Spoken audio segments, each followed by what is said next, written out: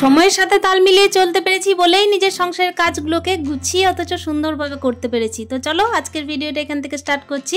আশা করছি আজকের ভিডিওটাও তোমাদের প্রত্যেকের খুবই ভালো লাগবে।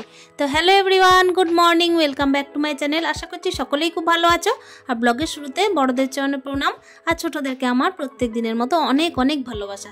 এই যে দেখতেই পাচ্ছ, এই যে ইদানিং কয়েকদিন থেকেই আমি ভাবছি পর্দাগুলোকে লাগাবো, যেগুলো কেচে রাখা হয়েছে, কিন্তু আমার আর সময় হয়ে উঠছে না। তো আজকে যেহেতু মঙ্গলবার, আমার ছেলের কম্পিউটার থাকে 7টার মধ্যেই, তো সেহেতু কিন্তু তাড়াতাড়ি ওঠাও হয়েছে। সকালে ঝাঁটাটগুলো কমপ্লিট হয়ে গেছে, তারপর দেখো এই যে পর্দাটা লাগিয়ে নিচ্ছি। আজকে যেহেতু সময় পেয়েছি, তো চলো সময়টাকে একটু কাজে লাগিয়ে নিই, ওটাই ভাবলাম। তো ওদিকে কিন্তু আমার ছেলেকে দিয়ে চলে এসেছিলাম, আর রুমের পর্দাটা তো লাগিয়ে নিয়েছি। আর এই যে দেখতেই পাচ্ছ, এসেই কিন্তু আমি রান্না বসিয়ে দিয়েছি। বাজার হাট কিন্তু সমস্ত কিছুই আমি ছেলেকে যখন কম্পিউটার দিয়ে এসেছি তখন কিছুটা সেরে নিয়ে এসেছি। আর যেহেতু আজকে মঙ্গলবার, নিরামিষ রান্নাই হবে।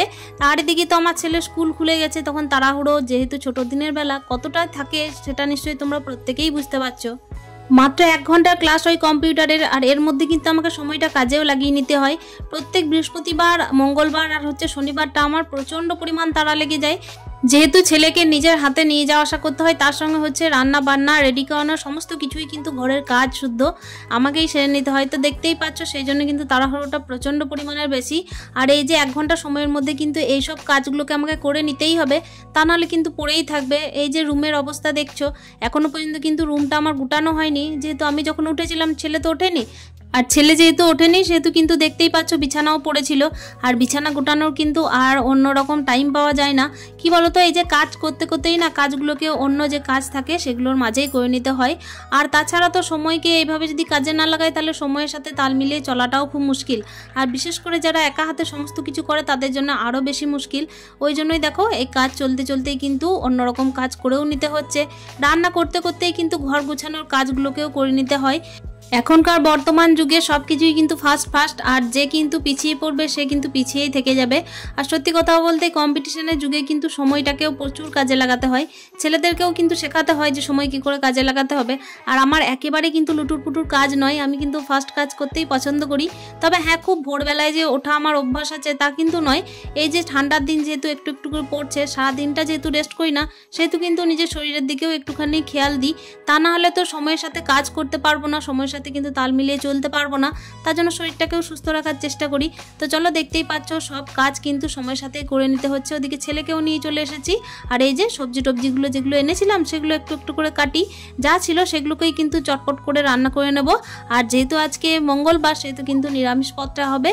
শুধুই মাত্র যে নিরামিষ তা নয়, তার সাথে কিন্তু যে রান্নাটা আমার ফার্স্ট হবে সেই রান্নাটাই কিন্তু করার চেষ্টা করব। তাড়াতাড়ির মধ্যে যে রান্নাটা কমপ্লিট করা যায় সেটা বাদ দিয়ে যদি আমি ঝামেলার রান্না করি, তাহলে কিন্তু ছেলের টিফিনটাও তৈরি করা যাবে না। এই কুমড়োটা কিন্তু রাখা ছিল, তো সেই কুমড়োটা নষ্ট করব না, সেজন্যই কিন্তু কুমড়োটা কেটে নিচ্ছি আজকে। একটুখানি মুড়ি খাবারও হয়ে যাবে আমার, তার সাথে কিন্তু ছেলেকেও খাওয়ানো যাবে। তো কুমড়োর একটু ঘন্ট করে নেবো। আর এই যে বেগুন কেটেছিলাম, ওটা বেগুনটা ভেজে নিচ্ছি। আর যে পোস্তর আলুগুলো দেখলে, ওটার সাথে টমেটো মিশিয়ে পোস্ত করব।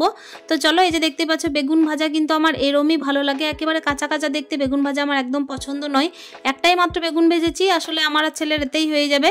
তো চলো, এই যে বেগুন ভাজাটা হয়ে গেল। আর ওদিকে দেখতেই পাচ্ছ ভাতটা কিন্তু চাপিয়ে দিয়েছি, আর ডালটাও কিন্তু আমার আগে হয়ে গেছিলো। ভাতটা ডালটা চাপিয়ে কিন্তু আমি ছেলের জন্য ওই যে ছুটেছিলাম। আসলে কি বলো তো বন্ধুরা, আঁচটা একটুখানি সিমে দিয়েই কিন্তু আমি ভাতটা ডালটা বসিয়ে ছেলেকে আনতে চলে যাই। যেহেতু কাছে, সেহেতু কিন্তু হাঁটন দিলেই মোটামুটি পৌঁছে যাওয়া যায়। আর এই যে মেয়েদেরকে কিন্তু অনেক কিছু শিখেও রাখতে হয়। ছোটোবেলায় যখন ছোট ছিলাম, তখন কিন্তু স্নান করতে খেতে অনেকটাই টাইম লাগাতাম, কিন্তু এখন দেখো ইদানিং সব কিছুই শিখে যেতে হয়েছে। আর মা হলে তো অতি অবশ্যই শিখে যেতে হয়। কালকে ভিডিওতে আমার এক দিদিভাই এত সুন্দর একটা কমেন্ট করেছে, যে আমার সত্যিই মনটা ছুঁয়ে গেছে। আর সত্যি কথাই বলেছে সে বলেছে যে এই যে পুরুষশাসিত সমাজে কিন্তু নারীদের মূল্যটা অনেকটাই কম, ভাবলেই দুঃখ লাগে। সত্যি কথাই দিদিভাই, কোনো না কোনো দিক থেকে কিন্তু নারীদের জায়গাটা অনেকটাই কম।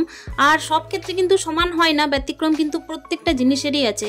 যেখানে কিন্তু দেখবে মেয়েরা সমস্ত কিছু পেয়ে বসে আছে, সেই সমস্ত জায়গায় কিন্তু মেয়েরা জিনিসপত্রের মূল্য বোঝে না। এমনকি এটাও বোঝে না যে সময় চলে গেলে কিন্তু আর ফিরে আসে না। আর যে সমস্ত জায়গায় কিন্তু মেয়েরা কোনো কিছুই পায়নি, সমস্তটাই নিজেদেরকে করে নিতে হচ্ছে, সেই জায়গায় কিন্তু মেয়েরা প্রত্যেকটা জিনিসের মূল্য আর সময়ের মূল্য সমানভাবেই দেয়। তো সত্যি কথাই দিদিভাই, তুমি যে কমেন্টটা করেছো একেবারে সত্যি। তবে হ্যাঁ, ওই যে ব্যতিক্রম আছে প্রত্যেকটা জিনিসেরই, এটাই বলার চেষ্টা করলাম। তবে যে যেমন জায়গাতেই থাক না কেন, সময়ের মূল্য বুঝে কিন্তু সময়ের সাথে তাল মিলিয়ে চলাটা বুদ্ধিমানের। সত্যি কথা বলতে তো সময় থাকতে সময়কে কাজে লাগিয়ে নিতে পারলে সময় তোমার নিজের, আর যদি তুমি কাজে লাগাতে না পারো তাহলে কিন্তু সময়ের মতো বেইমান জিনিস আর কিচ্ছু হয় না। ওই জন্যই কিন্তু সময় থাকতে প্রত্যেকটা মানুষকেই উচিত কাজে লাগিয়ে নেওয়ার। আর দেখো, মানুষ কিন্তু বেইমানি করতে পারে, তার মধ্যে জীবন আছে, কিন্তু সময়ের মধ্যে কিন্তু জীবন নেই, সে কিন্তু প্রকৃতিগত সৃষ্টি। সেই জন্যই কিন্তু প্রত্যেকটা মানুষকেই উচিত সময়ের সাথে সাথে তাল মিলিয়ে সব কিছুকে কাজে লাগিয়ে নেওয়া আর মূল্য দেওয়া। আমরা এই যে হাউসওয়াইফরা প্রত্যেকেই কিন্তু একটা জীবন পার করেছি, যে টাইমে কিন্তু আমরা চাইলে হয়তো আরও কিছু বেটার করতে পারতাম, সেই টাইমে হয়তো সময়টাকে আমরা সেভাবে মূল্য দিতে পারিনি, সেই জন্য কিন্তু সময় আমাদের কাজে লাগেনি। আমরা দেখো সাংসারিক জীবনে থেকেও কিন্তু রোজগারও করতে পারতাম, সবই করতে পারতাম। তবে হ্যাঁ, সংসার জীবনে ঢুকেছি তার মানে এই নয় যে সংসার জীবনে আমরা প্রত্যেকটা মেয়ে সুখী নই। সংসারটাকে ভালোবাসি বলেই কিন্তু সংসারের সময়ের মূল্য দিয়ে কাজগুলোও করে নিই। তো দেখতেই পাচ্ছ, ওই জন্য সকাল থেকে এমন উঠেছি, আর তারপরেই কিন্তু দেখো সময়ের সাথে তাল মিলিয়ে এই যে ঘরের কাজগুলোকেও করে ফেলছি। ছেলেকে আনাও হয়েছে, এদিকে রান্না বান্নাও চলছে, ছেলের টিফিনটাও কমপ্লিট। এদিকে কিন্তু দেখো এই যে পোস্তটা বেটে নিচ্ছি। শিলনোড়ায় তো পোস্ত বাটা আমার স্বভাব জানোই, কিন্তু এই যে শিলটাকে আমি টেনে আনতে পারি, কিন্তু ভাঙা হাতে আমি সঠিক জায়গায় রাখতে পারি না, কারো না কারো হেল্প লাগেই কখনো না কখনো। তো চলো, এদিকে দেখতেই পাচ্ছ আমি কিন্তু দুটো বাটিতে মশলা নিয়ে এসেছি। দেখলাম যে যখন আমি একটু মতো মশলা নিরামিষের জন্য বাটবো, তখন পোস্তটাও ওখানেই বাটি। আর কি বলতো, অল্পটুকু মশলা একেবারে মিক্সির মধ্যে ঘুরতে চায় না, ওই জন্য কিন্তু সুবিধাই হয় এই উঠোনের মধ্যে পোস্তটা বাটার। আর কি বলতো, যখন এই যে হালকা হালকা শীত পড়ে আর তারপর কিন্তু একটু ছায়া একটু রোদ থাকে, তখন কিন্তু উঠোনের মধ্যে এইসব কাজগুলো করতে বেশ ভালোই লাগে। তবে যখন খুবই রোদ পড়ে যাবে তখন কিন্তু একেবারে ভালো লাগবে না, যখন শীতটা প্রচণ্ড পরিমাণে পড়বে তখন কিন্তু ভালো লাগবে। এদিকে দেখো পোস্তটা বাটা হয়ে গেল, আর ওখানে কিন্তু আমার ছেলের জন্য দুটো রুটি করেছিলাম, কিন্তু ওর একেবারে পছন্দ নয়। রুটি যখনই করি তখনই কিন্তু একেবারে মানে না খাওয়ার মতোই আসে। তবে হ্যাঁ, পরোটা করে যদি আমি রোল করে দিই তাহলে কিন্তু মোটামুটি খেয়ে নেয়। আর কি বলতো, আজকে যেহেতু নিরামিষ আর কোনো কিছুই ভালো লাগবে না রোলের মধ্যে, তো এমনিতেই কিন্তু ওদের স্কুলে এমনি নিরামিষই চলে, ওই জন্য ভাবলাম দেখো রুটিটা না হয় আমিই খেয়ে নেবো, আর চাউমিন ওর জন্য করে দিচ্ছি। এই যে ডবল খাটনি হলে যা হয় আর কি, একটুখানি সময় পেয়েছিলাম তো সেই জন্যই মাঝে কিন্তু আমি ছেলেকে দিয়ে চলে এসেছি। আর এরপর দেখো এই যে সবজি তরকারিগুলো কি কি কমপ্লিট করেছি তোমাদের সাথে সেটা শেয়ারও করে নিলাম। ছেলের খাওয়া দাওয়ার পর এটা যেটা বেঁচে থাকে না, সেটা কিন্তু অনেকটাই, যেটা কিন্তু আমার জন্য মানে এনাফ বলতে পারো। বেডরুমের বিছানাগুলোকে একবারে পরিষ্কার করে নিয়েছিলাম, কিন্তু কি বলতো, এই যে বিছানার যে সমস্ত উপকরণগুলো থাকে মানে চাদর বালিশ, এগুলোকে কিন্তু একেবারে ভাঁজ করা হয়নি।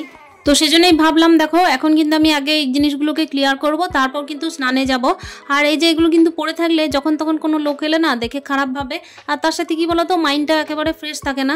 যখন দেখবো কোনো কাজ একেবারে অগোছালো হয়ে পড়ে আছে আর এদিকে কিন্তু আমি নিজেরটা ভাববো, তখন কিন্তু একেবারে কিছু ভালো লাগে না। ওই জন্য ঘরটাকে আগে পরিষ্কার পরিচ্ছন্ন রাখি, তারপর কিন্তু এই যে বাড়ির কাজগুলোকে যেগুলো আর কি এক্সট্রা থাকে সেগুলোকে করি। এই যে হালকা শীতে কিন্তু এই চাদরগুলো একেবারে খুব সুন্দরভাবেই কাজে লাগছে, কিন্তু যখন ধরো একটু বেশি শীত পড়বে তখন কিন্তু আমাদের এই যে খাটনিটাও একটুখানি বেশিই বেড়ে যাবে বলতে পারো। শুধুই কি আর খাটনি বাড়বে, তার সঙ্গে কিন্তু অনেকটা করে সময়ও যাবে। আর কি বলতো, সোয়েটার টোয়েটারগুলো যখন পরবে বাচ্চারা তখন কিন্তু আরও বেশি করে নোংরাও হবে, আর তার সাথে কি বলতো এই যে কাছাকাছির একটা ঝামেলাও থাকবে। তো এই যে দেখতেই পাচ্ছ, সেগুলো না হয় একটা সময়ের ব্যাপার, যখন শীত আসবে তখন। তো দেখো সকাল থেকে যে কাজ শুরু করেছি তোমাদের সাথে গল্প করতে করতে, আর এখন কিন্তু দেখো অনেকটাই কিন্তু সময় নিয়ে নিয়েছি তোমাদের কাছ থেকে।